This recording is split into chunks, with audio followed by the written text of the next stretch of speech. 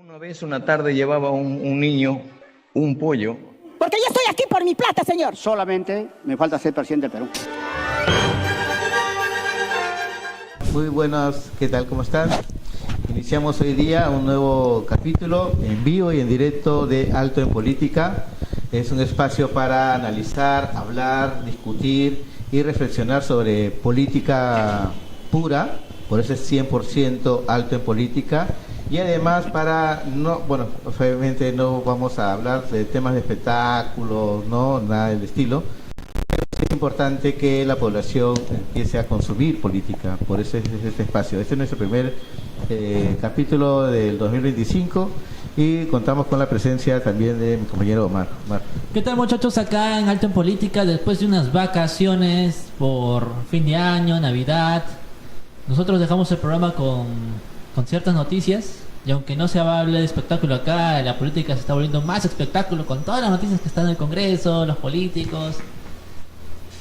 Qué bonita, nunca se aburre uno en el Perú, ¿no? Nunca se aburre. Y como este espacio es importante, también es el proceso de reflexión. Hoy día tenemos a Álvaro Quispe, autor del libro Juventudes, Políticas Públicas, Participación y Contracultura, quien nos acompaña en este primer momento, y luego tenemos a nuestro segundo invitado. Álvaro, preséntate para que la gente te pueda conocer. Alexander, buenos días, también el compañero presente. Muchas gracias por la invitación, por estar en Alto en Política. Sin duda es un programa que hace un análisis, una reflexión interesante sobre la coyuntura política y otros episodios. Y he venido, como tú lo has indicado, a poder comentarles sobre el libro que acabo de publicar, que se llama Juventudes, Políticas Públicas, Participación y Contracultura. Y encantado de poder hablar de muchos temas. Contigo hemos coincidido en varias jornadas de la juventud de allá hace buen tiempo. Tan jóvenes ya no somos, pero la idea es acá poder intercambiar ideas y reflexiones. Hablar de que Álvaro ha sido secretario nacional de Juventudes del SENAJU, ¿no? Exacto. Entonces conoce bastante el tema de juventudes y a través de su libro trata de hablar un poco.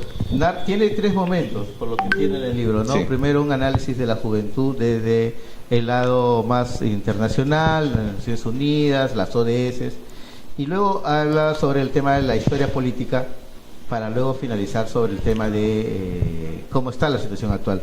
Pero yo quería vamos a empezar por el tema de tu libro, que me parece interesante que tú mencionas de qué sucede, qué es el joven ahora y cómo se sienten los jóvenes ahora ante estas políticas públicas que existen, Álvaro. Sí, mira, el libro lo que busca, y tú lo has indicado muy bien, es tres escenarios, tres momentos. Por un lado está el escenario histórico, porque creo que es importante señalar que muchos movimientos sociales en el Perú y en el mundo en general en el siglo XX han sido liderados por jóvenes, ¿no? Y son los jóvenes los que en muchas etapas de la historia han querido cambiar el mundo, en algunos casos de manera idealista, hasta utópica, pero al fin y al cabo han generado algún paradigma o marcaron una ruta, una agenda, ¿no? El caso de los años 60, por decir, que acá lo relatamos, cuando ellos le dicen no a la guerra, generan una contracultura incluso de paz que hasta la fecha sigue vigente.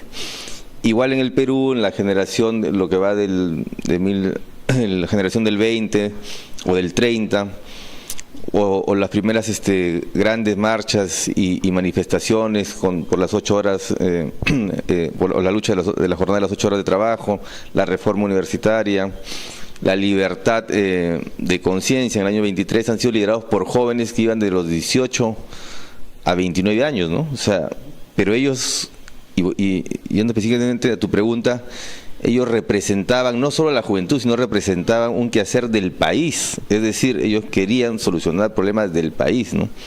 Entonces, en la actualidad, a veces los jóvenes tienen una tendencia solamente a representarse ellos mismos o a luchar por banderas de ellos mismos, ¿no? Y tomando el ejemplo de los jóvenes en el Perú de la generación del 20 o 30, ellos buscaban representar y solucionar problemas del país y analizar el mundo, que es lo que la juventud que ahora tiene mayores alternativas de información y mayor capacidad de comunicar, tiene que tomar esa postura, ¿no? Y no limitarse a veces a escenarios muy coyunturales o episodios que son solamente, hasta diría yo, emocionales, como lo que pasó en noviembre del año 2020, ¿no? Que solamente estaban encerrados y salieron, creo que, a distender su propio encierro y protestar, y después eso se diluyó y prácticamente se esfumó, y a la fecha no hay nada de esa generación o de esa promoción, para ser más exactos. ¿Pero no cree que eso se debe a que en las últimas marchas nos mataron? Estamos hablando de enero 23. Ajá, pero porque las marchas han ido incrementando, ¿no? Desde lo que también hubo muertos ahí en... Sí, claro, bueno, en el país en general, en muchas manifestaciones sucede eso porque no hay un uso desmedido a veces de la fuerza policial, pero yo no creo que por el hecho de que haya habido, en este caso, dos jóvenes que fallecieron, no se puede estructurar una plataforma de jóvenes o los mismos jóvenes no puedan liderar espacios. Y no es solamente la manifestación de noviembre del año 2020, sino ya hay otras, ¿no? Y acá señalamos la ley Pulpín del año 14. Y en general, los jóvenes no terminan organizando, no terminan estructurándose, no terminan planteando una agenda, no hay liderazgos visibles, y también hay una culpa, creo, o una falta de oportunidad de los partidos, ¿no? De generar ese espacio para que ellos puedan conducir y renovar, en este caso, la política. Y eso es algo que tú mencionas también en tu libro, ¿no? Al final, los jóvenes necesitan de los partidos políticos, lo mencionas también en tu libro, el tema de la ley Pulpín, salieron a la marcha, todo muy bien, hicieron que haya un retroceso de parte del Congreso, pero eso al final terminó liderado por los partidos políticos. ¿Cómo lo planteas ahí? Yo creo que en la actualidad, sin duda, los jóvenes no ven una opción en ningún partido político, ¿no? Si hablamos de jóvenes que militan, o sea, que están inscritos en un partido, que tienen militancia, no pasa del 1% del total de los jóvenes en edad de emitir un voto. Y eso lo dice una encuesta nacional de juventud, que es del año 2011. O sea, es posible que esa cifra se haya reducido incluso, ¿no? Pues estamos hablando de una data oficial del año 2011, estamos en 2025. Yo creo que también los partidos necesitan de la juventud, pero como los partidos actualmente no tienen esa visión, no tienen ese programa, tampoco forman parte de ese debate, entonces la juventud sigue siendo un número para acompañar alguna expectativa de las cúpulas partidarias o de los liderazgos efímeros, ¿no? Que aparecen en cada elección cada 5 años. Y tú muy bien debes recordar, y porque se estaban esas jornadas, Alexander, el año 2001 y 2006, por decir, sí había un debate juvenil, ¿no? Los movimientos, era más grande los movimientos. Sí, y de los partidos. En aquel momento, el candidato Toledo o Alan García el 2001, en parte del debate era, por decir, la creación en ese momento del Consejo Nacional de la Juventud, ¿te acuerdas? Efectivamente, sí. Por el lado de Toledo y por el lado de García, el Instituto Nacional de la Juventud. Entonces había un debate, ¿no? Había propuestas, y eso se ha olvidado porque la juventud también ya no se siente representada por los partidos políticos, y porque los jóvenes hoy, actualmente, con la capacidad de comunicar y las herramientas digitales, hacen la política a su manera, la hacen de manera más individual, y por lo tanto no requieren de un vehículo, de una estructura, que a la vez también es una estructura anquilosada, ¿no? Porque ningún joven que esté en una universidad, que tiene expectativas laborales, que tiene o busca un desarrollo profesional académico, le va a interesar ingresar a estructuras tan anquilosadas de los partidos, donde lo que va a encontrar simplemente es, en algunos casos, demasiada fricción, demasiado pleito, poca modernidad y poca capacidad de que ellos expresen y desarrollen propuestas. Pero aquí hay un tema, ¿no? Lo que pasa es que ahora, por ejemplo, ya se viene el 2026 y los partidos políticos van a empezar a mirar a los jóvenes interesados, porque genera también un gran un gran voto, ¿no? Tienen un gran porcentaje. ¿Cuál es el porcentaje que tiene la Sí, la última elección, el padrón electoral total era de cerca de 25 millones y medio de votantes. De ese universo total de más de 25 millones, los jóvenes representaban casi 7 millones de votos de jóvenes, que dividiéndolo en porcentaje, o sea, la juventud electoralmente del 100% de electores que van a ir al año 26 a emitir un voto, representa el 27%. En pocas palabras, la juventud decide cualquier elección, sea distrital, provincial, regional y nacional, ¿no? Ya. Está clarísimo. Y justamente la pregunta era esa, ¿por qué? Porque estamos viendo ahora que los partidos políticos van a requerir, ahora que hay una mayor cantidad de partidos políticos, ¿no? Tenemos casi 30 y tantos partidos políticos. Van a ser como 40. Como que van a ser hasta 60, dicen por ahí, porque hay Sí. más que están en proceso de inscripción, van a requerir a más jóvenes para poderlos incorporar en sus listas, o de repente para que les hagan la campaña. ¿Cuál sería la estrategia que deberíamos de seguir? Yo creo que desde una experiencia política que he tenido, yo creo que los partidos fundamentalmente deben tener una agenda juventud. Yo creo que eso es lo principal para poder captar la atención de los jóvenes y para poder captar también la atención de una masa crítica de jóvenes. Cuando me refiero a una masa crítica, es decir que hay una estructura juvenil pensante, organizada dentro de los partidos, para que sean ellos los que busquen la convocatoria de los jóvenes no políticos o que quieren estar en una posición independiente, y de esa manera puedan hacer una coexistencia. Pero también el otro problema es que los políticos, creo en general, y los partidos no leen los problemas que tienen los jóvenes, o las expectativas que tienen los jóvenes, o las demandas de los jóvenes. Y hoy el mundo en general es muy cambiante, y la movilidad social de los jóvenes es también mucho más cambiante, producto de las herramientas de comunicación digital. Entonces, si no hay una lectura, si no hay una empatía, si no hay un conocimiento real incluso de problemas de jóvenes o de demandas de jóvenes, de temas tecnológicos, de temas recreativos, deportivos y académicos, lo que va a haber en esta elección, yo creo que eso va a suceder, es un gran divorcio de la juventud, y más bien va a haber un voto de protesta o un voto crítico de los jóvenes hacia la política, y terminan al final, y hay que decirlo de manera irresponsable, la juventud votando en contra o oponiéndose a algo por puro por una acción básicamente reactiva, ¿no? Como lo que pasó con el FREPAP. Por decir, ¿no? El FREPAP es un ejemplo clarísimo, ¿no? Sí, y tuvo bastante pegada al final, ¿no? Pero Claro. bueno, y el tema, y ahí también lo mencionas en tu libro, el tema del resultado de que los partidos políticos convoquen a los jóvenes y todo lo demás, no se ve reflejado al final en el proceso de elección, porque el Congreso, lo mencionas en tu libro, hemos pasado de una cantidad de 6 a 5, si no me equivoco, en este último periodo. El año 2006 teníamos una congresista joven, y hemos pasado el año 2021 a 5 congresistas jóvenes, y después el año 2011 3 congresistas fueron jóvenes, igualmente el año 2016, ¿no? 2016-2021. Y el año 21 se eligieron a 5.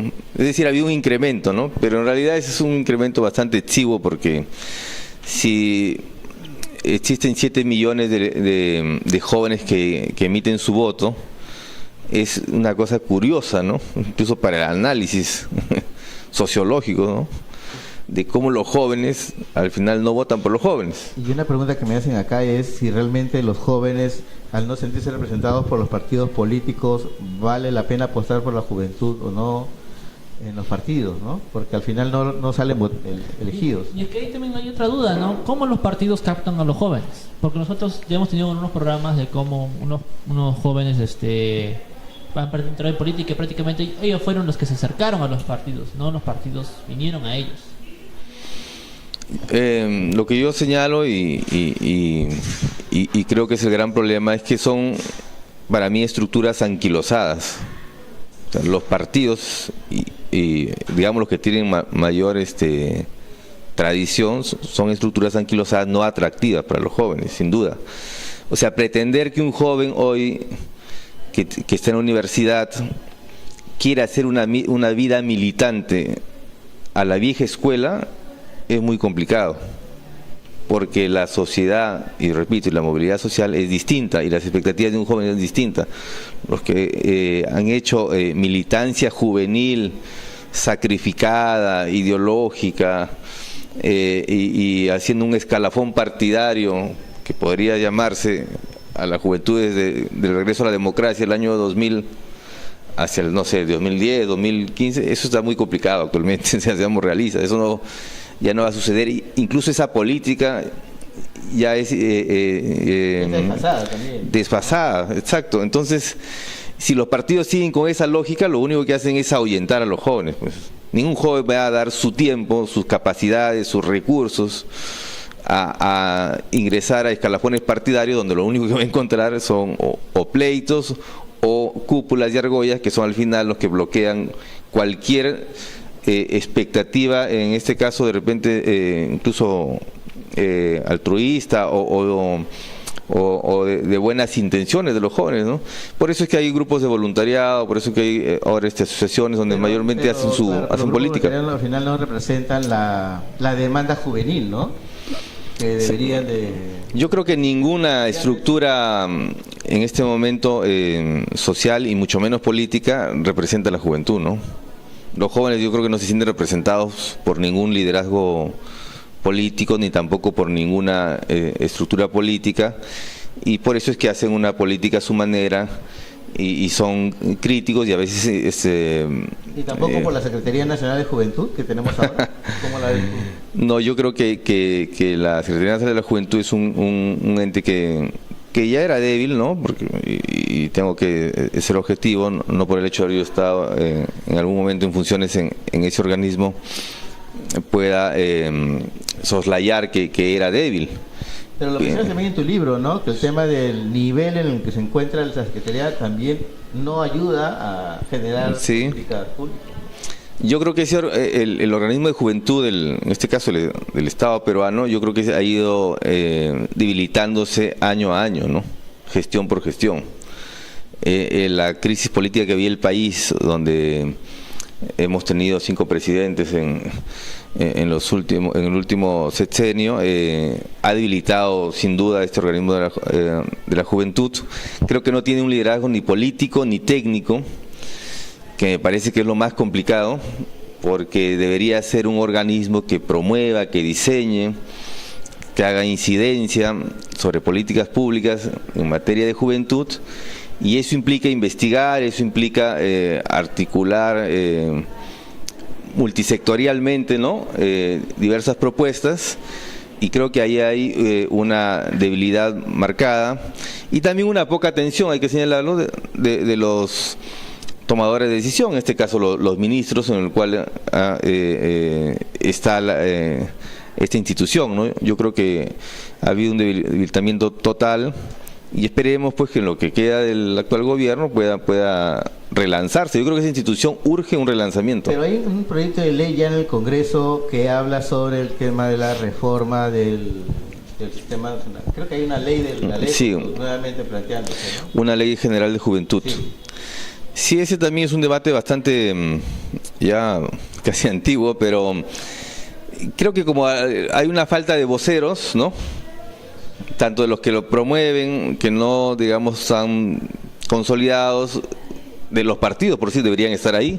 Pero no es agenda del Congreso en estos momentos. No es agenda del Congreso, no es agenda de los partidos tampoco, pero por decir, y hacemos el ejemplo, el 2001-2006 sí era agenda de los partidos. Claro. Yo recuerdo haber ido varias veces a la Comisión de Juventud, incluso con propuestas. Con Álvaro, cuando éramos más jóvenes. Sí. Y ahí el tema pasa porque también, como bien lo acabamos de mencionar, lo hemos analizado ahorita, es que no hay una representación o una agenda nacional.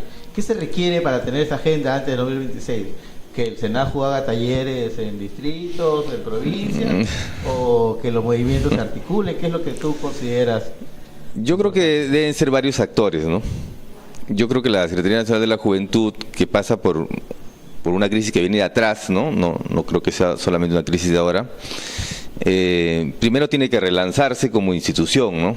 Es decir, posicionarse y validarse otra vez en el escenario de cooperación de los ministerios, para que vuelva a tener una mayor presencia. Si bien existe una política nacional de la juventud, creo que es una política que al final no ha logrado todavía resultados, ¿no? Que todavía no se ha articulado concretamente con los ministerios y no había un liderazgo puntual, en este caso del sector, que sería educación. Pero también se requiere que los partidos vuelvan a tener una propuesta, una agenda para la juventud en temas de educación, de empleo, de salud, de tecnología, de innovación, ¿no? Creo que los jóvenes hoy pueden representar, por el avance digital, la innovación de la política. Y también se requiere que las universidades vuelvan a tener espacios de hacer política. Yo creo que las universidades son a la vez, o eran antes, cuando los partidos estaban débiles, antes del 2000 las universidades eran, ¿no?, las canteras de los políticos, o hacían la función de partidos, ¿no? La famosa marcha universitaria del año 97, claro, contra el Tribunal Constitucional que Fujimori defenestró, ¿no?, a los magistrados, es un claro ejemplo, ¿no? Y de esas marchas han salido muchos liderazgos y Garrero, me imagino que también estaba ahí en esos tiempos, claro. Sí, creo que también estaba Federico Tong, y varios que después han sido autoridades o funcionarios públicos con prestigio. Eso es lo que falta, ¿no? Que hayan varios actores que confluyan. ¿A qué se debe ese cambio? ¿Por qué ya no se da? Ya no hay las condiciones. Tal vez los jóvenes ahora estamos más preocupados en cosas como, no sé, trabajar, porque ya no alcanza, ¿no? La mayoría de nosotros también ya no tenemos opciones de adquirir una vivienda propia. ¿O a qué se debe, no? Yo creo que ha habido una degradación de la política y una falta de liderazgos. Ajá. Porque vivimos una democracia sin liderazgos, vivimos una democracia sin partidos políticos, o casi sin partidos políticos, y vivimos una democracia casi sin instituciones, o con instituciones muy cuestionadas, ¿no? Entonces la democracia peruana es bastante compleja, porque no hay liderazgo, no hay partidos estructurados y organizados, y las instituciones están súper cuestionadas. Y peor ahora con la cantidad de partidos políticos, que demuestra de que el sistema de partidos políticos se ha desmenuzado, ha colapsado. No hay más ¿cómo se podría decir? Esta pelea entre si eres derecho o izquierda, si eres zurdo, si tú votaste por Dina o si votaste por Keiko. Esta división, sí, claro, al final también lo generan los jóvenes en las redes, ¿no? Entonces, sí, va a haber una brutal fragmentación de política de partidos. Yo no sé cómo se va a asumir. Lo ideal sería que haya alianzas. Y eso lo que ha generado es que los jóvenes se alejen más de la política, pero también como el tema digital, el tema de la tecnología, y acá lo señalamos en el libro, permite que los jóvenes sean ellos actores de su propia protesta, ¿no?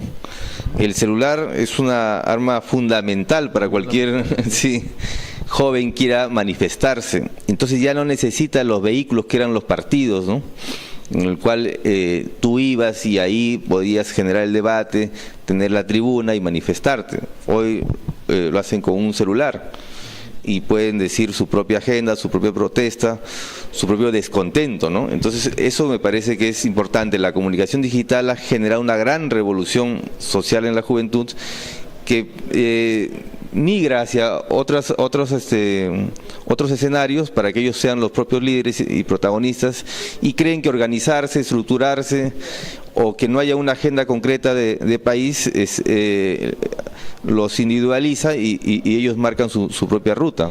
Álvaro, para finalizar, ¿dónde encontramos tu libro para los que quieran conseguir tu libro?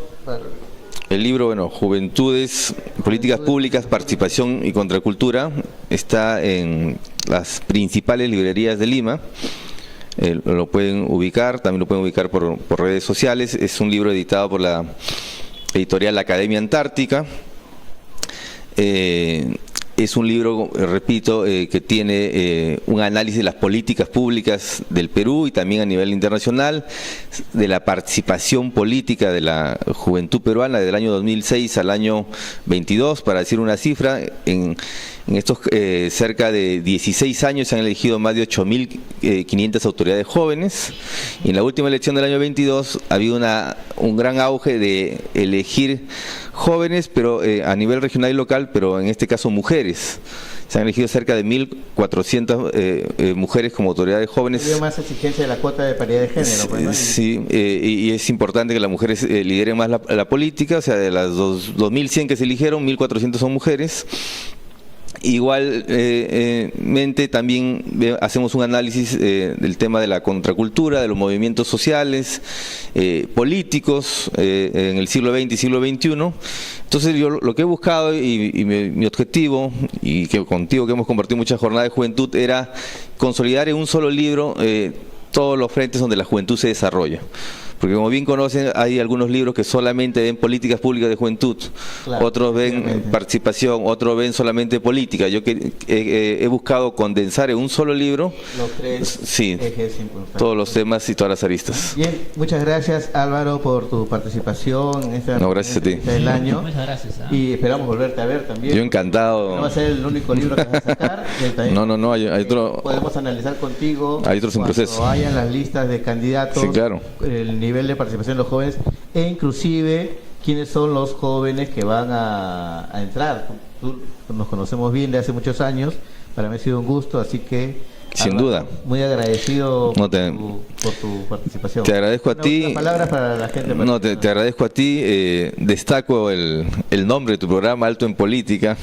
Me parece un nombre interesante, y la idea es promover un tema también académico para el debate, ¿no? Creo que eso es importante. El libro tiene ese objetivo, y encantado de seguir participando y poder haciendo algún aporte humilde al debate de la juventud. Encantado, yo estoy aquí siempre Alto en Política. Muchas gracias, y con eso hacemos un pequeño corte para ingresar con el siguiente invitado. Bien, ¿cómo están? Bueno, tenemos ahora el segundo momento de invitación. Tenemos aquí presentes al doctor Carlos Neuhaus. El doctor es ingeniero. Alexander, a ver, yo tengo 2 maestrías, un diplomado de posgrado, pero doctor no. Doctor no. O sea, aquí en el Perú normalmente doctoran a cualquier persona, ¿no? Los abogados les dicen doctores, pero muchos son licenciados. Esa es una de las cosas que vamos a tener que sincerar acá una vez que seamos gobiernos, porque doctor para acá, doctor para allá, licenciado. En México son licenciados. Doctor, Carlos Neuhaus también es presidente del Partido Popular Cristiano y ha sido presidente del Comité de los Juegos Panamericanos, también muy exitoso. Entonces, para nosotros es un gusto tener también, creo que es precandidato presidencial. Bueno, hemos fomentado la competencia interna, y a las cabezas también o sea, si las cabezas no dan el ejemplo, menos va a ser en el resto de la gente, ¿no? Así que el que quiere ser diputado será ahora precandidato, ¿no? El que quiere ser presidente, que las puertas están abiertas, será precandidato, ¿no? Y en su momento ya se abrirá el proceso electoral y se harán las elecciones del caso, ¿no? Esto puede acercarse más. Y para esta precandidaturas, me imagino que el Partido Popular Cristiano ha analizado y está mirando cómo está la situación actual. ¿Cuál es el análisis que tiene el Partido Popular Cristiano en esta situación actual de cómo la coyuntura nacional, cómo nos lleva el país, ¿no? Con esta cantidad de partidos, ¿no?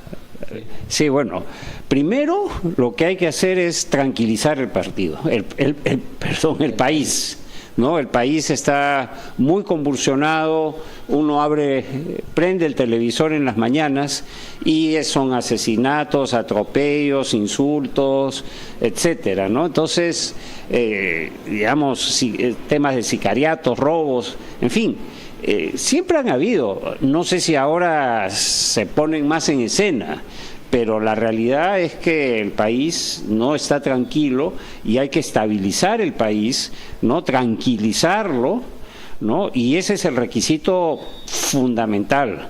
Y de ahí en adelante es el gobierno, quien ejerce el gobierno, que esperamos seamos nosotros, tiene que atender el tema de la educación, la salud. Bueno, seguridad viene de la mano con justicia, destrabar todo lo que impide que la economía nuestra se desarrolle. Imagínense con todos los trámites y cortapisas que le ponen para el empresario que quiere, digamos, no estoy hablando de los empresarios grandotes, ¿no? Ellos también tienen estos problemas, pero al emprendedor, al que quiere hacer su bodega, su restaurante, su pequeño hotelito, qué sé yo, a todos ellos les ponen infinidad de trámites. Hay personas pues que trabajan en los municipios, ministerios, qué sé yo, que para justificar su existencia y el sueldo que les pagan, y que no están capacitados, empiezan a inventar trámites y hacerle la vida imposible al que quiere hacer un proyecto. Y esto sucede digamos, en casi todos los municipios, y una vez que incluso son electos, o sea, digamos, formalizados, mantenerse en la formalidad es una tortura.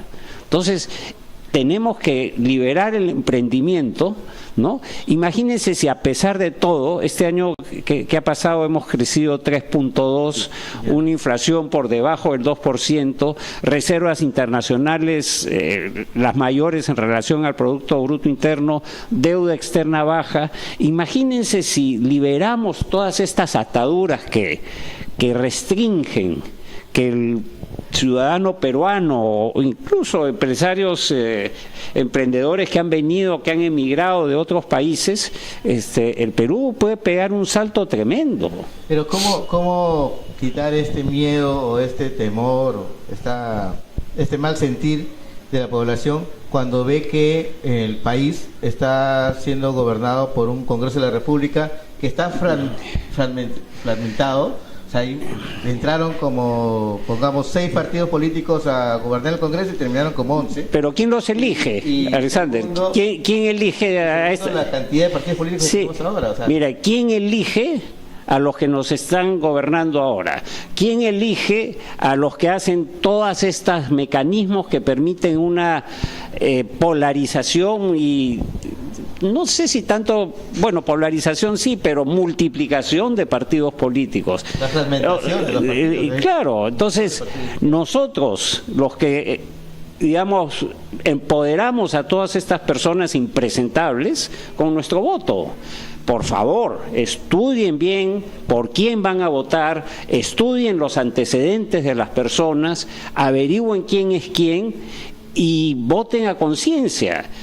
El otro día Rolando Arellano, que es experto en marketing, no en marketing político, pero analiza muy bien al perfil del consumidor peruano y el comportamiento de los peruanos, y en ese libro él dice, bueno, comprar un refrigerador, un ama de casa para comprar un refrigerador,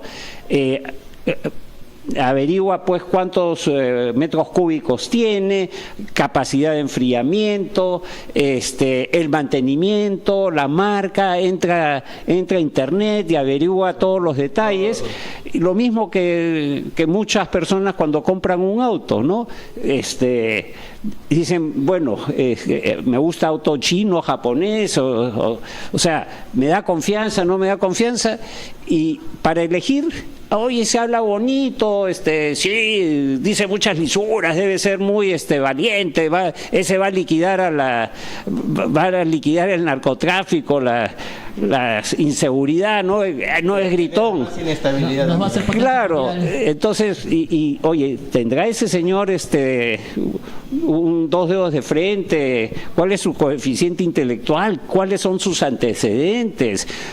Si ha sido militar, bueno, o la foja de servicio, si es civil, por ejemplo, ¿cuál ha sido su trayectoria? ¿Se ha manejado cosas? En fin, conoce el sector público, el privado. Que el PPC, al cual se representa como presidente, ahora que ha logrado volver a reescribirse, ¿no? Estamos en la cancha de nuevo. Están en la cancha de nuevo y la verdad es que es importante que los partidos políticos tradicionales, por no decir antiguos, o sea, vuelvan a la cancha porque son partidos que ya tienen ideología clara, ¿no? La gente ya conoce su ideología, su tendencia. Ha logrado mirar o va a empezar a mirar cómo va a ser su mecanismo de decidir quiénes van a ser sus candidatos, porque al final usted dice ya, no, la gente los elige, pero los partidos son los que ponen a los candidatos. ¿Cómo va a ser el mecanismo? El PPC siempre se ha caracterizado por poner buena gente, ¿no? Y los mecanismos que nosotros hemos tenido han funcionado. Hoy día, con la tecnología, la inteligencia artificial y muchos instrumentos que no existían en el pasado, se va a poder analizar quién es quién y que si tiene pues algún rollo y bueno, y ese problema es o se lo inventaron, porque de repente acá en el Perú, porque miraste mal a una persona te ganas una demanda, o es algo real. Entonces, y una experiencia personal, cuando a mí me tocó enfrentar el tema de los Panamericanos, yo tenía 2 años 10 meses por delante, ¿no? Mini cherry, ¿no?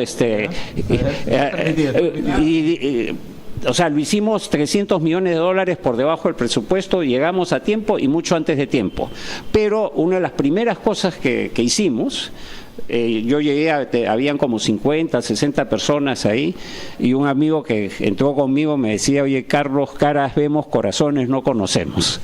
Empezamos a averiguar, encontramos gente con maltrato familiar, no pago de las pensiones, choque y fuga, cheques sin fondos, hallazgos de Contraloría, Navidades vinieron, las primeras Navidades de repente entraban canastas navideñas, ¿y a dónde va eso? A la oficina de proyectos, que eran los que iban a contratar.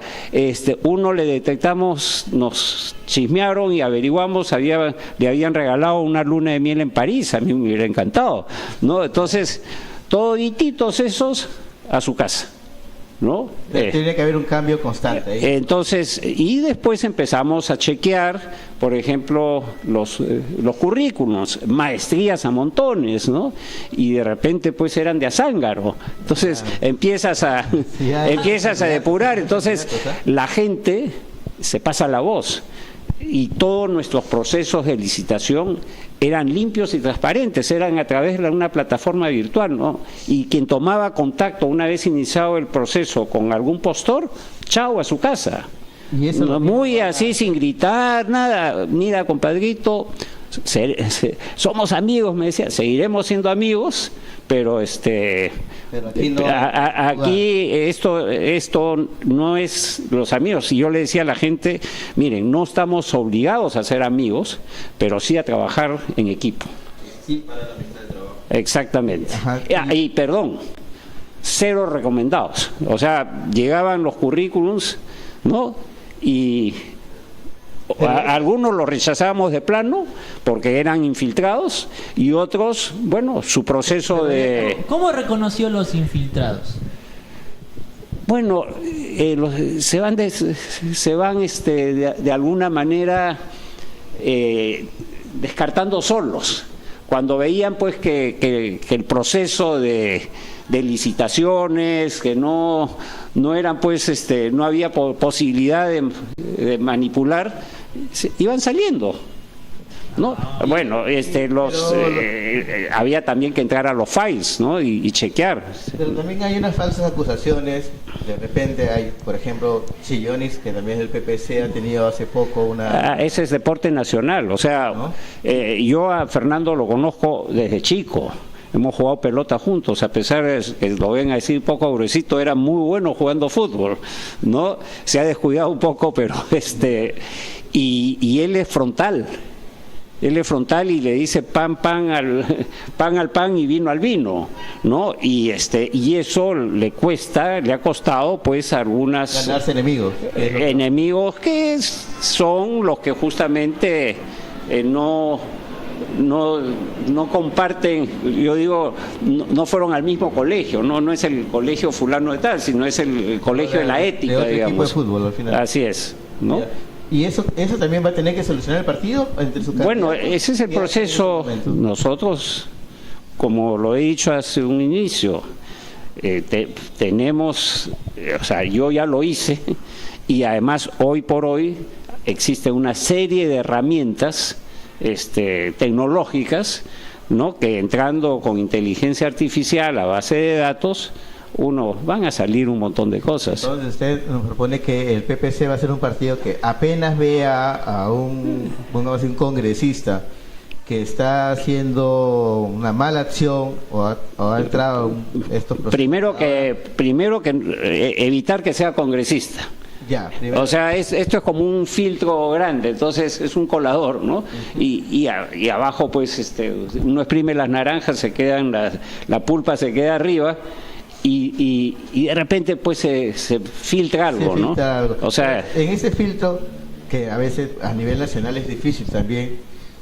Bueno, con el DNI. Denuncia que tienen los congresistas, por ejemplo. Primero ven y aclara, o sea, muchas de las denuncias, acá vemos también que las carátulas de los periódicos venden escándalos y después uno empieza a ver y tú dices, oye, ¿y por qué este medio de comunicación lo pone, no lo pone en carátula, sino lo pone en la página correspondiente, policial, qué sé yo, ¿no? Entonces uno empieza a analizar y dice, bueno, hay fondo en los WhatsApps que salen con los Instagrams y los X, etcétera, salen, o sea, dramatizan cosas, ya Maduro va a caer, Putin se va al diablo, ¿no? Y uno analiza y no es así, ¿no? O sea, hay que siempre dar obvio. Viene la noticia, mejor. Así es. No hay que reaccionar en caliente, o sea, oye, un momentito, ok, averigua, escucho, ¿no? Explica, si satisface, adelante, si no, a mí me ha tocado, salió una persona que no había pagado una deuda, que no le había dado a su madre pagado una deuda, ¿no? La madre salió, que ya es una señora un poquito más mayor. Y bueno, lo llamo y me dice, sí, pues me he demorado, la situación está mala, pero ya le pagué, había pasado 15 días, ¿no? Entonces... Pero eso es fácil en estos momentos mencionarlo, pero va a ser difícil cuando uno ya es gobierno, ¿no? Y ahí hay que ajustar.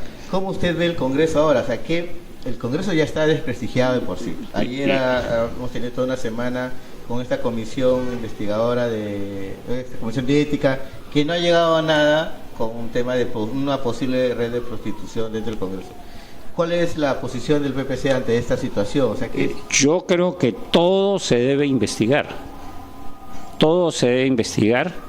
pero también, a ver, por un lado muy estricto con el que delincuente o con el que erró, ¿no? O sea, el castigo debe ser proporcional al daño, ¿no? Pero también con mucho cuidado de no manchar honras. Las honras de las personas. O sea, oye, esa persona tiene hijos, tiene mamá, tiene hermanos, en fin, de repente pues le han colgado, ¿no? Pero un poco que la población también, no sé si Omar me corriges también, la población también siente que hay una necesidad de borrar todo eso, o sea, de sacar todo eso, porque ya hemos llegado a un nivel de desazón de la política. No, hay que erradicarlo y yo creo la prensa cumple una función muy importante, ¿no? Pero también, o sea, la misma gente de la prensa, uno conoce periodistas.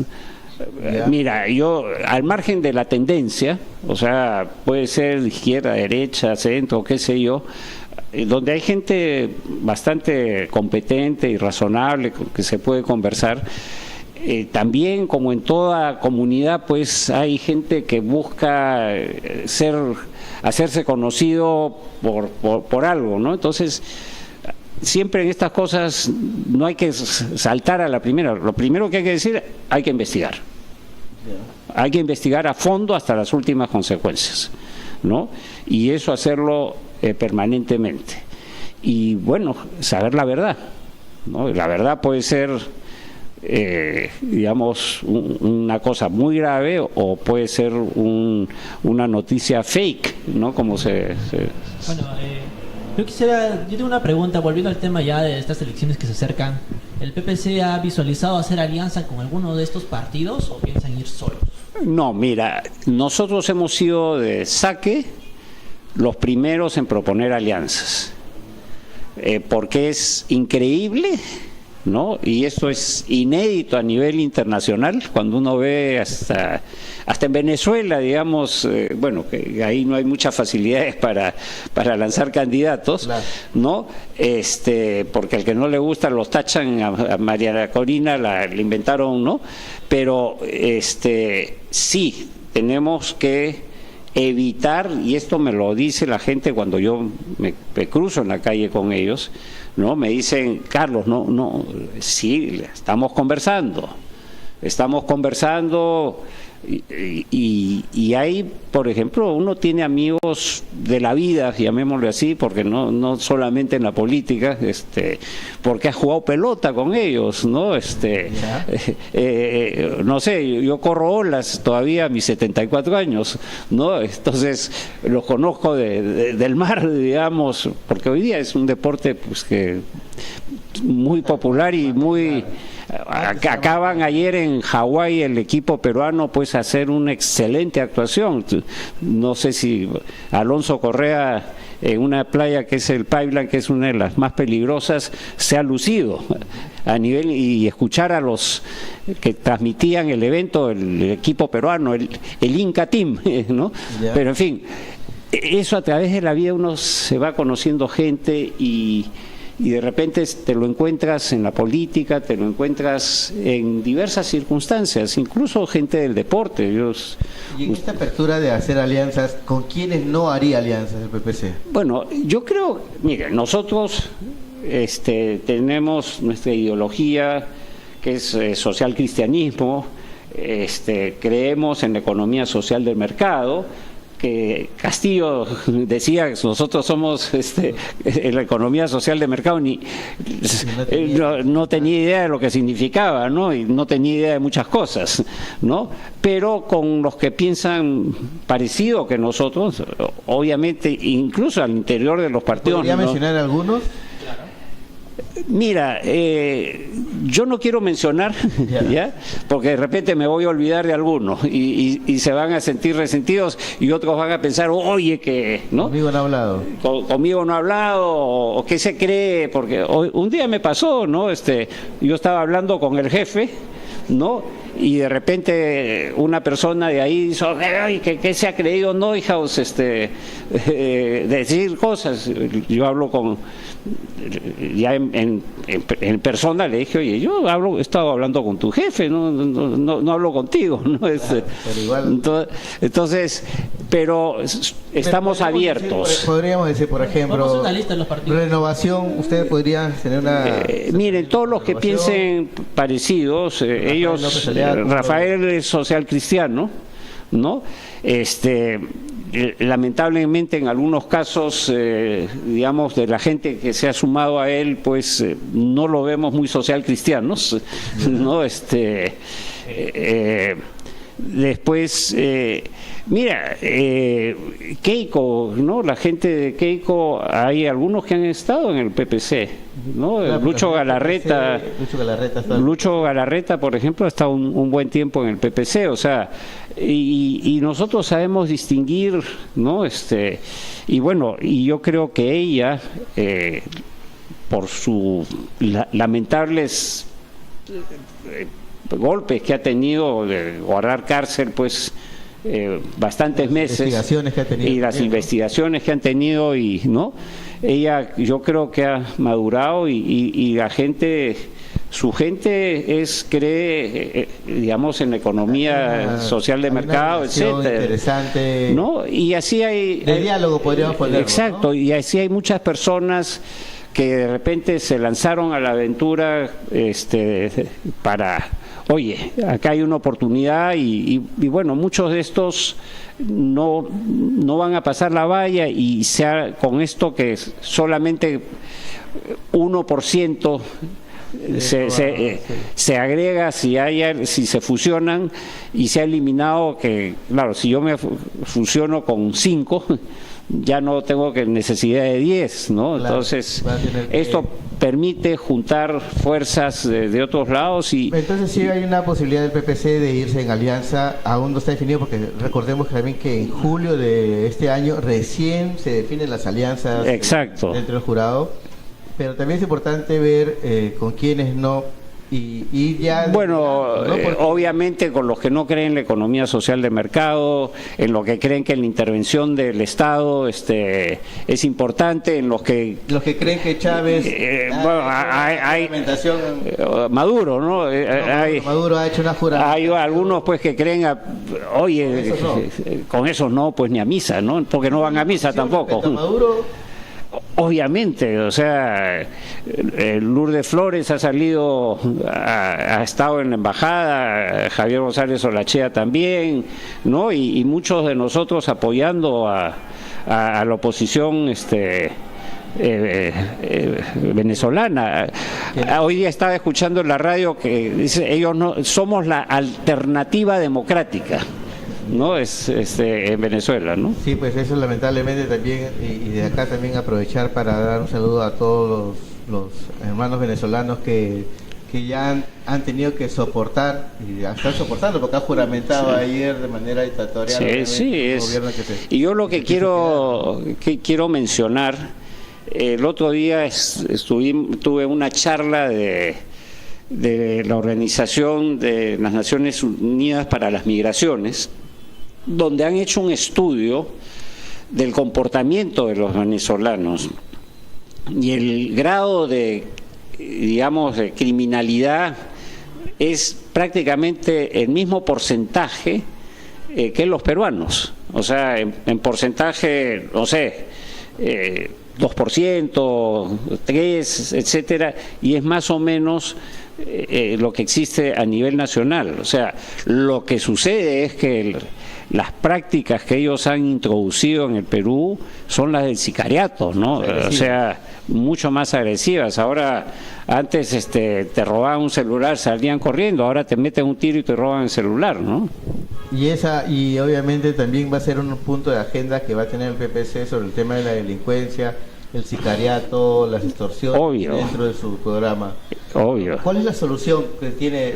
Porque en los días que ha tenido, bueno, el ministro del Interior, que dijo que iba a solucionar este tema y si no renunciaba, y bueno, ya allí el día de ayer o anteayer ya acabó este tema de los gobiernos o los distritos que estaban en toque de queda. Mira, ahí hay mucha inteligencia. O sea, mucha inteligencia, por ejemplo, reconocimiento facial, ¿no?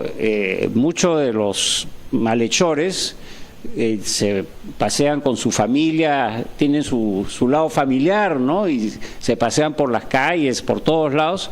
Bueno, que apliquen reconocimiento facial, ¿no?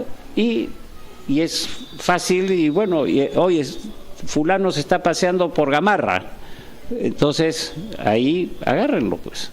Y una vez que los agarren, y hay que trabajar bien con el Poder Judicial y la Fiscalía para que no lo suelten, ¿no? Porque muchos los sueltan, los retienen, ¿no? Y hay corrupción, ¿no? Corrupción en que en las propias comisarías. Ahí tiene que haber un tema de fondo, ¿no? Incluso lavarle la cabeza a la gente en la policía.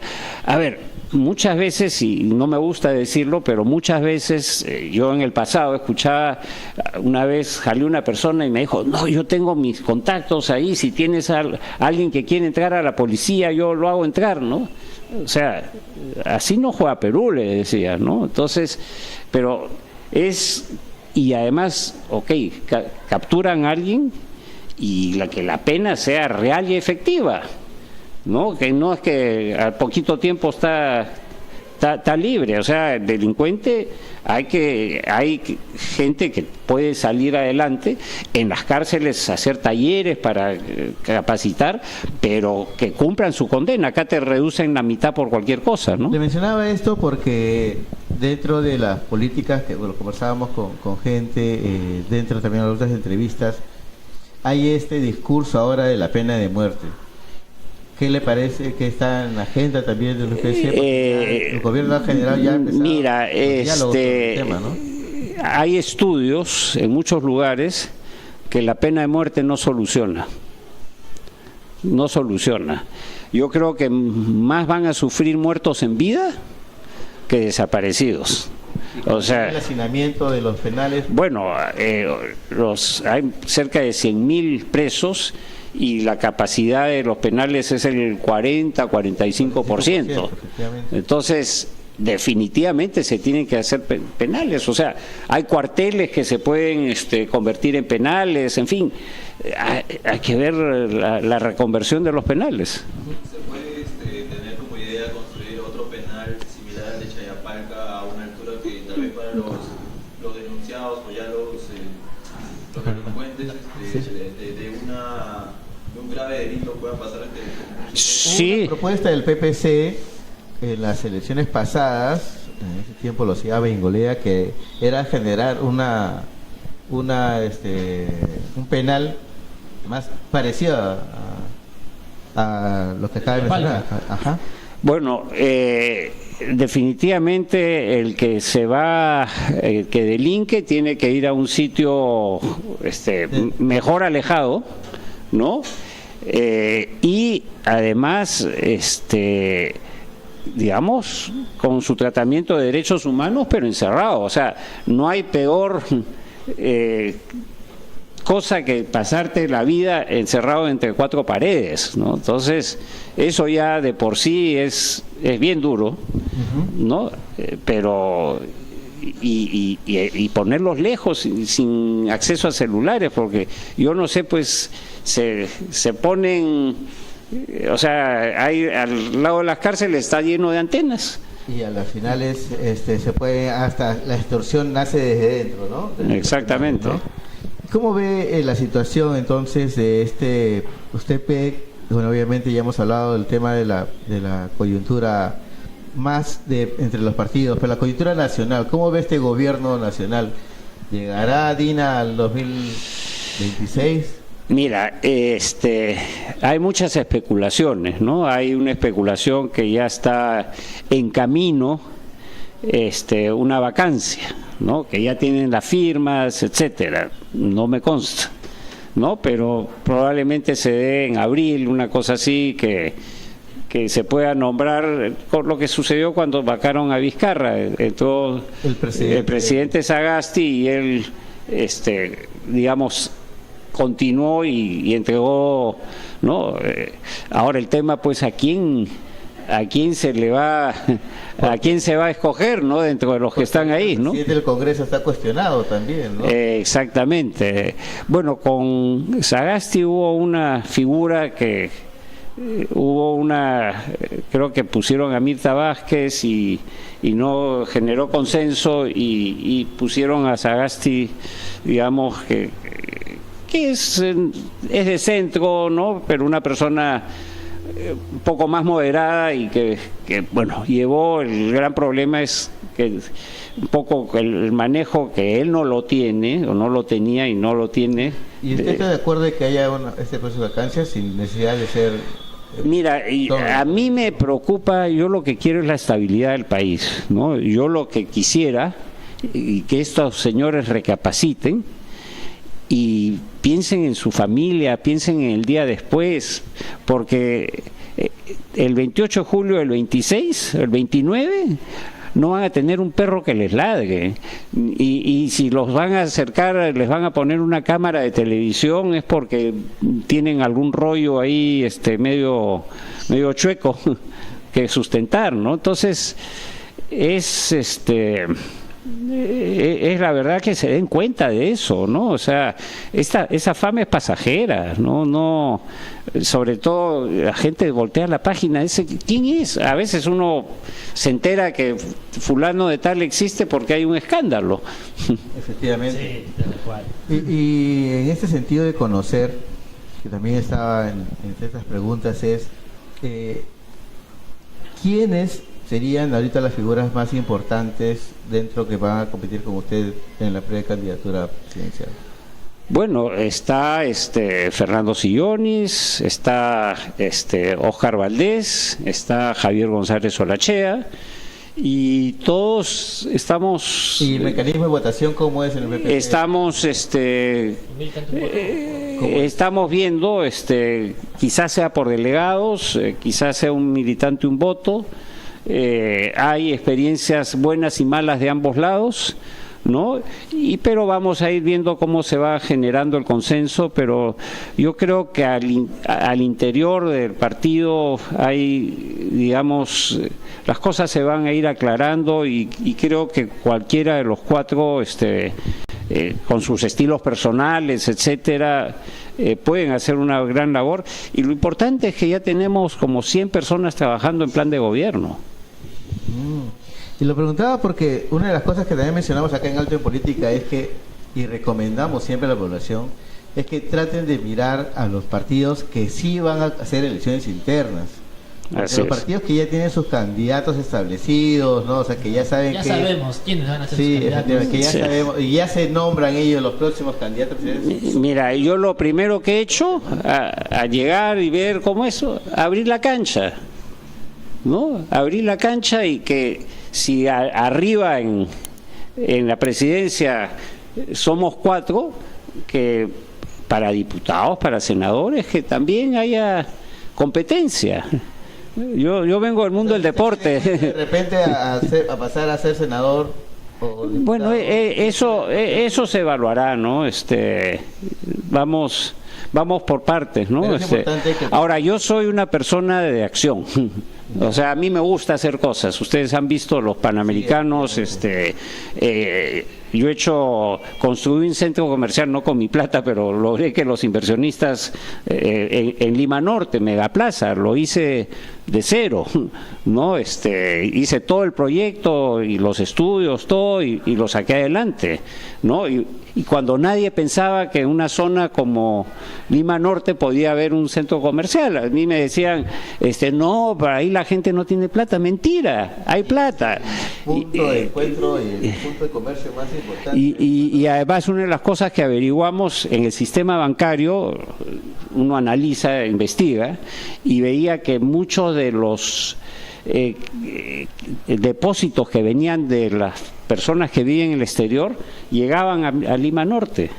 Lima Norte, por ejemplo, cuando la ciudad empezó a crecer en los años 50, empezó hacia el norte, a Comas, ¿no? A San Martín, ¿no? Entonces, ahí hay la UNI, la sede Sapienses, claro, Senati, ¿no?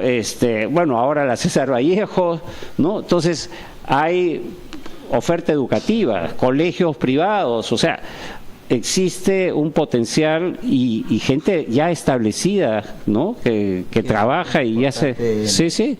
Y como detalle, esto fue hace 20 años, pero había 300.000 personas con ingresos AB. Había poder, que es más que San Isidro, Miraflores, puestos juntos, ¿no? Norte, que la gente piensa que no hay sector A. Y ahí se descubrió que esto podía suceder en muchos sitios del Perú. Y hoy día la mayoría de centros comerciales no están en las partes residenciales porque hay baja densidad, está donde está la mayor parte de la gente, que además quieren una oferta moderna, limpia, segura y que se los trate bien. Y eso está dentro del plan de gobierno del PPC, me imagino. ¿Quién es el equipo de plan de gobierno?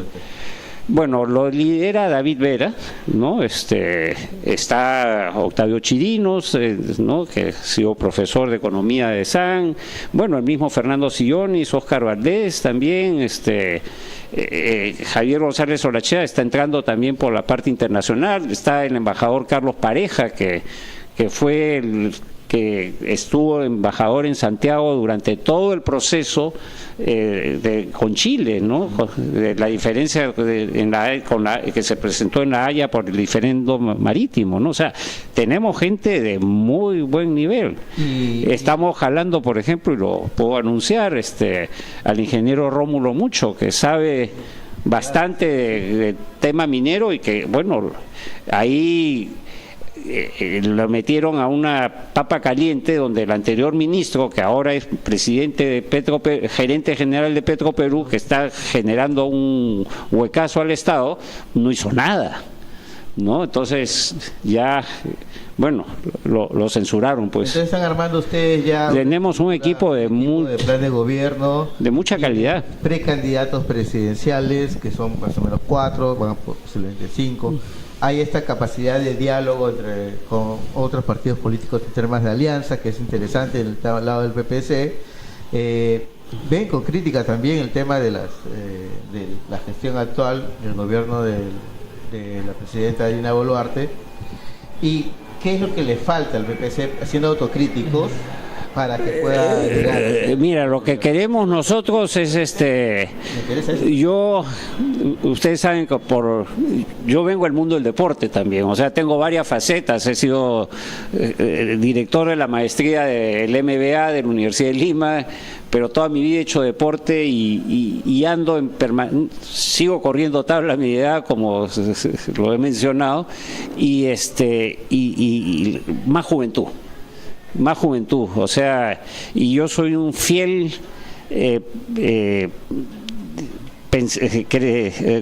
convencido de que el deporte primero une a la gente. Además, el deporte, y está demostrado, por $1 invertido en deporte nos podemos ahorrar 3 en seguridad y 3 en salud. O sea, las personas que hacen deporte, muchos chicos que de alta competencia, que lo hemos visto en los Panamericanos, han salido de estratos muy bajos, ¿no? Por ejemplo, Hernán Viera, no sé si lo conocen, ¿no? Es casi está en los top 10 de levantadores de pesa en el mundo, pesos pesados de 105.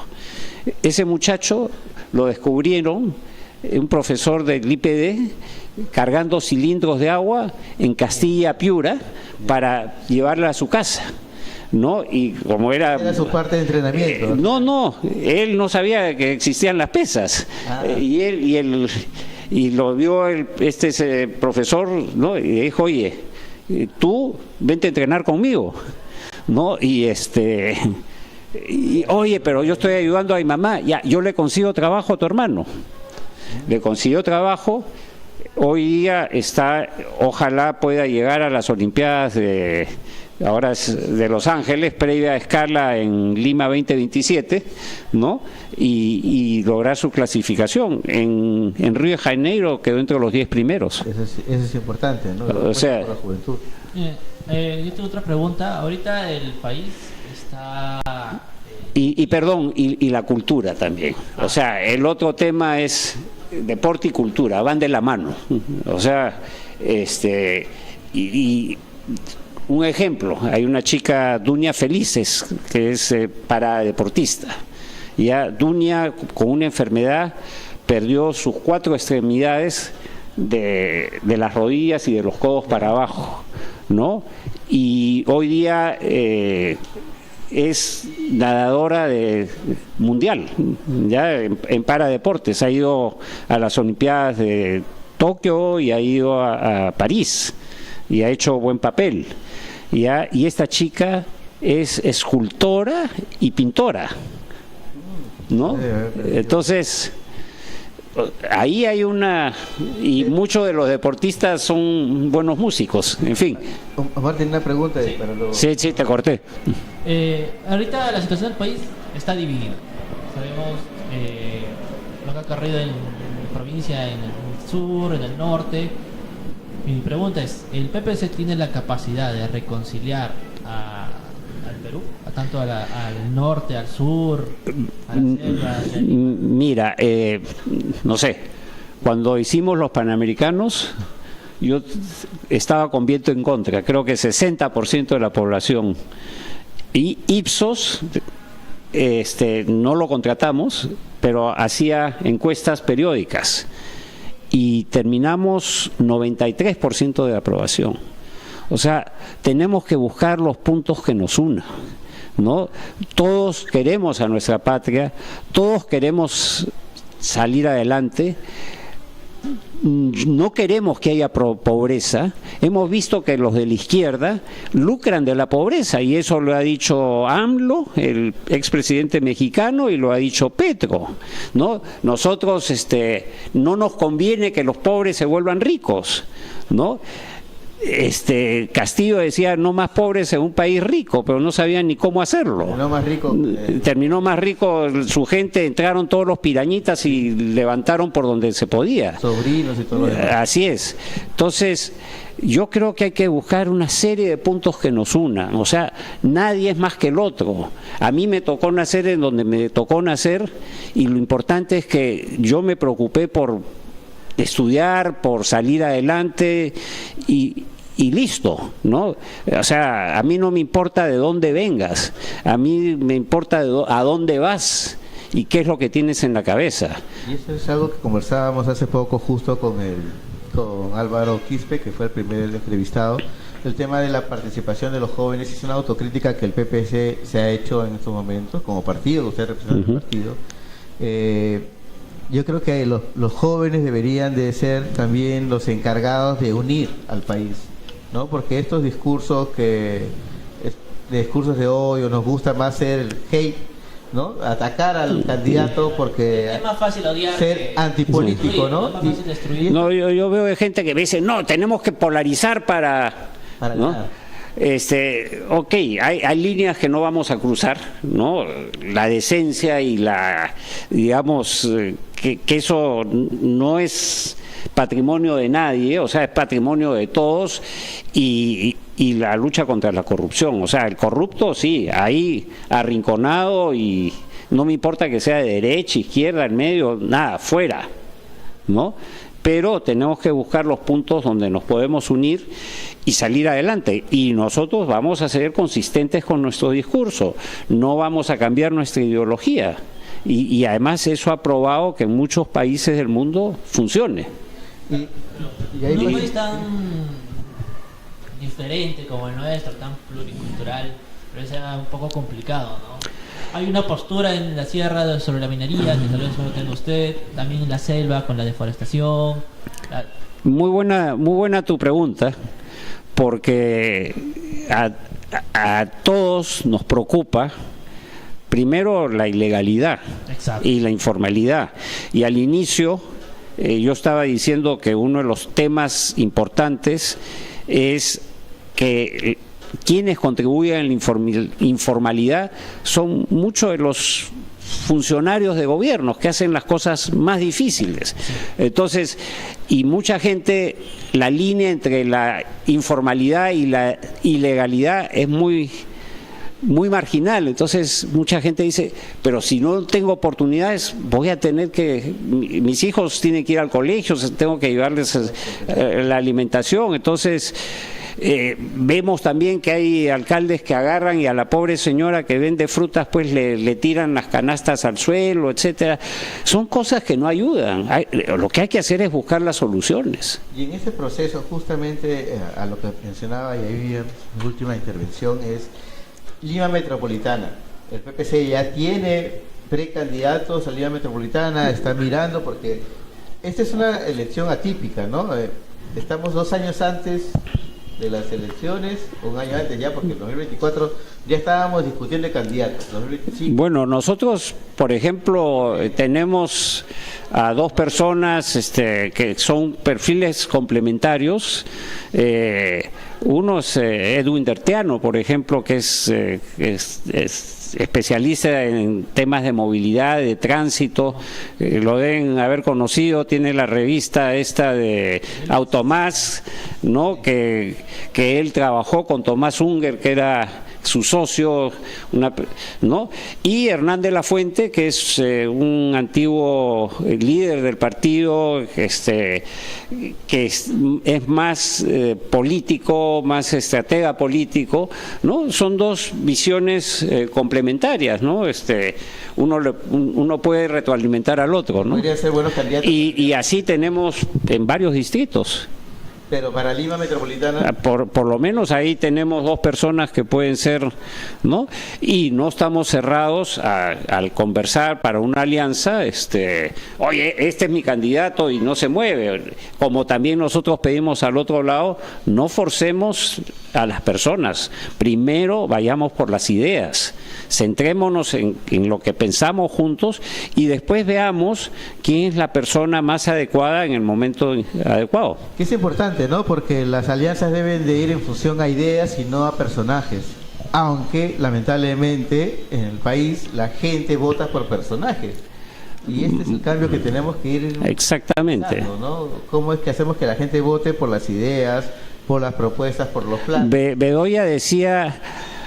Yo me acuerdo en la campaña del 80, ¿no? Él decía, yo no combato a Acción Popular, refiriéndose a Belaúnde, con que después fueron aliados, yo no los combato por las personas que son, yo los combato por sus ideas. Nosotros tenemos ideas y Acción Popular es digamos, claro, el Perú como doctrina suena muy bonito y ahí construir, ¿no? Pero el APRA, por ejemplo, tiene ideas fijas, los comunistas también tienen ideas que podemos no compartir, entonces, pero es importante primero definir las ideas y después quién las puede llevar adelante. Es lo que yo mencionaba cuando hablaba de la importancia de los partidos tradicionales, ¿no? Los partidos tradicionales son sumamente importantes porque además, dicho sea de paso, han sido canteras. Todos los que están ahora en renovación, sí. o la mayoría, los que están en renovación, algunos que están en otros partidos, han nacido en el PPC, ¿no? Sí, sí. Pasaron a Solidaridad, también fueron con el Pastor Lai, me acuerdo, he visto varios del PPC. Ahora veo gente del PPC, o es militante del PPC, que están en Primero la Gente, Marisol, que tuvimos una entrevista.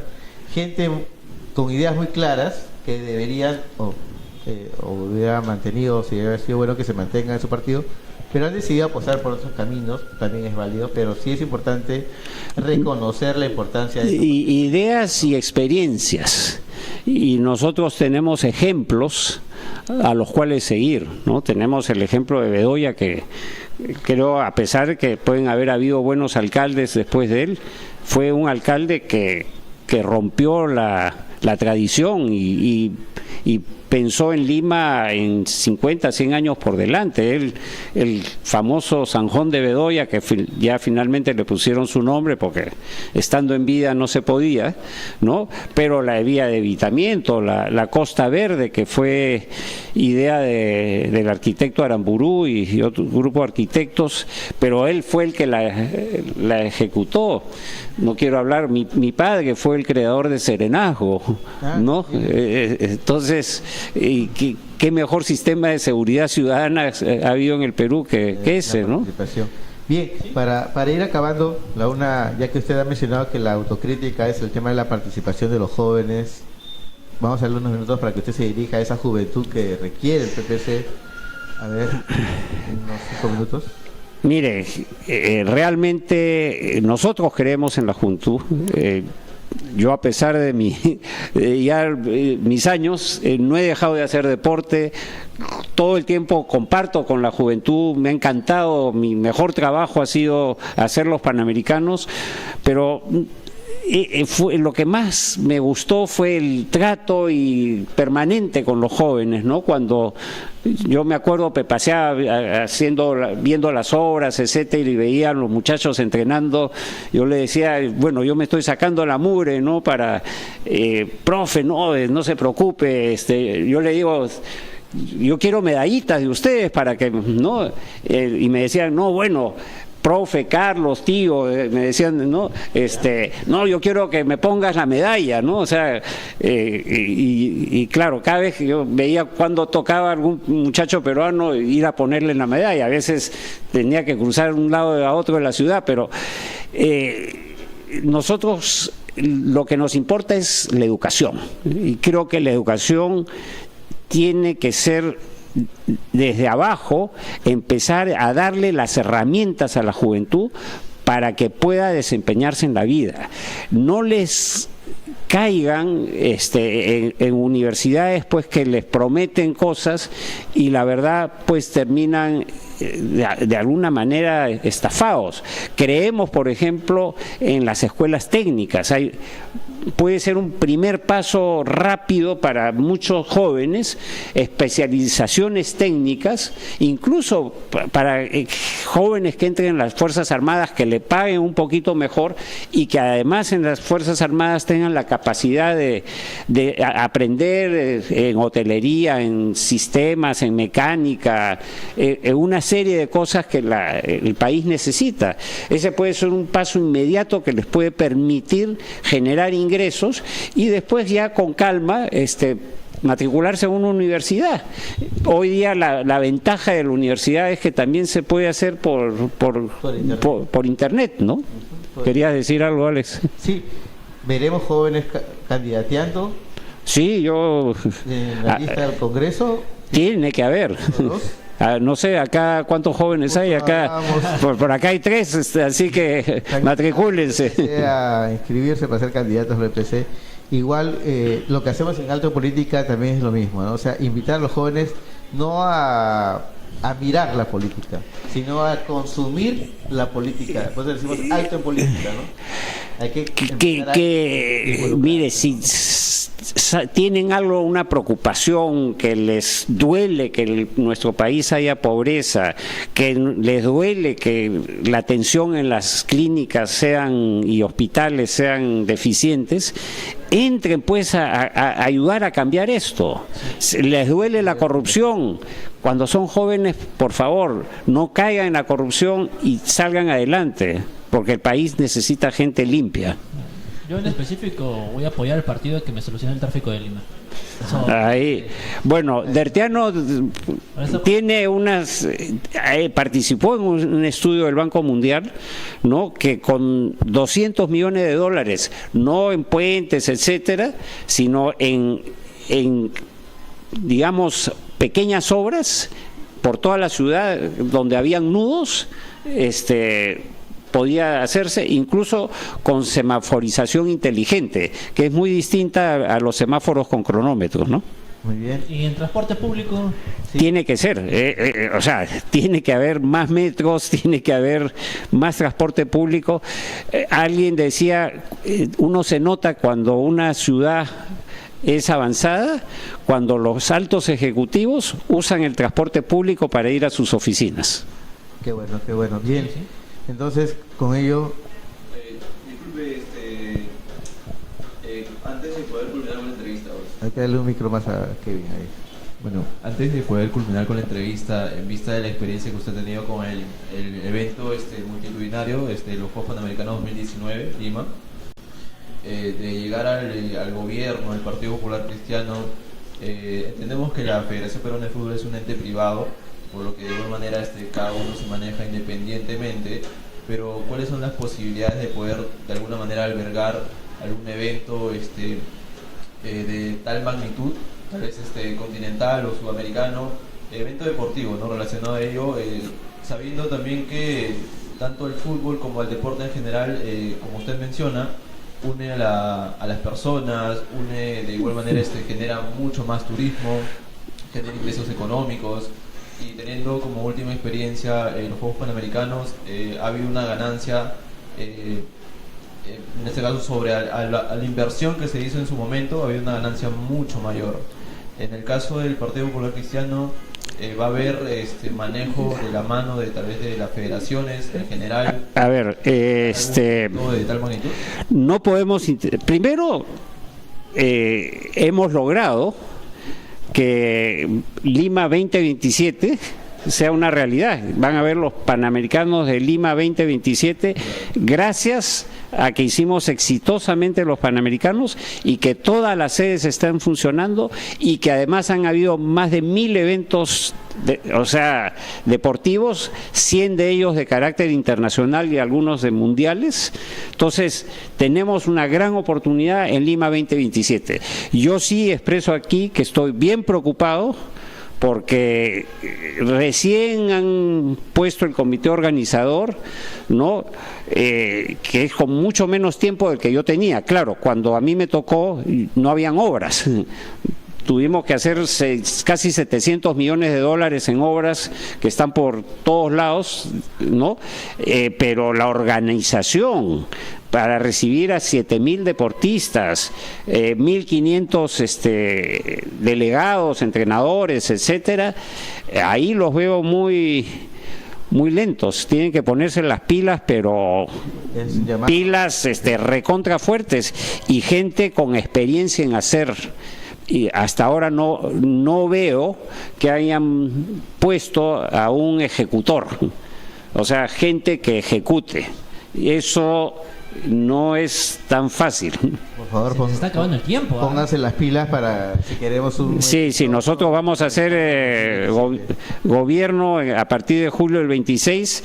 Ya muy poco va a ser el tiempo que se tiene y además hay que planear la ciudad. O sea, con el alcalde de Lima hemos conversado. Yo he participado para lograr que se repitan los Juegos en el 2027. Lo vimos el día de la elección. Sí, pues me invitaron, yo estuve trabajando mes y medio ayudando al Comité Olímpico para sacar esto y después hacer un poquito de lobby también con los países, incluso los países africanos fueron los que, no africanos, del Caribe, ¿no? Que de ascendencia africana fueron los que voltearon a favor de nosotros. Centroamérica, ¿no? Sí. Centroamérica.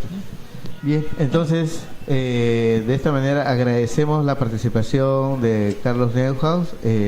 Obviamente ha sido un gusto tenerlo en este primer programa del 2025. Y esperamos verlo de nuevo. No, y obviamente tener que estar acá de nuevo una vez que ya tengamos una elección interna o de repente previo a la elección interna del PPC. Igual las puertas de Alto en Política están abiertas porque aquí lo que queremos es hablar de política y hacer política, no mirar a la política desde lejos.